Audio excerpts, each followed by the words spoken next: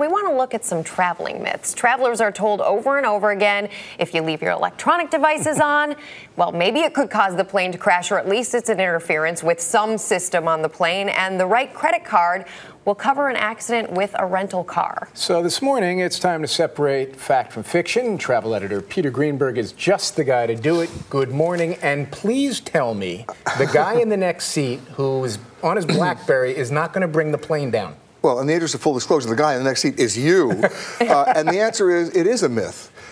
Interestingly enough, the Federal Aviation Administration, let's start first with cell phones. Right, you have to turn them off when you get on the plane? Well, they've investigated this for at least 20 years. There is no conclusive evidence whatsoever that a cell phone transmission can interfere with anything on the plane. And yet the FAA and other independent organizations, including the British aviation authorities, they say no conclusive evidence, but we're still going to leave it to the individual airlines to set their own rules because nobody wants to take the heat for this. But if it was really a danger, why would they let everybody onto a plane with a potential device that could bring the plane down? Exactly. And interestingly enough, if you look at the technology of cell phones, how do they seek out a signal? In a conical way. If you're at 35,000 feet, the real concern from the FCC, it's not the FAA, is that you'd block out Cleveland looking for that cell phone, but you don't even get a signal at that altitude. So that is a myth. Now, it's still a rule, so you have to obey it, but the bottom line is it's not going to take the plane down. Now let's move on to your favorite subject, the BlackBerries and the iPads and the iPhones. Bottom line is, think about this.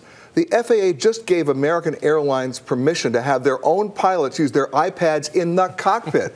Doesn't that tell you everything you need to know? I mean, bottom line here is, if they're going to be using the iPad within 3 feet of all that sensitive avionics instrumentation, and nothing happens, right? I've gone into cockpits of planes 10 years ago. They were doing Donkey Kong up there, you know?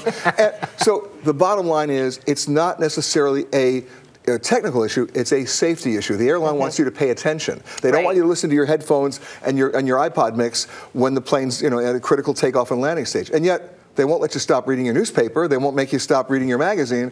The bottom line is, the rule says this.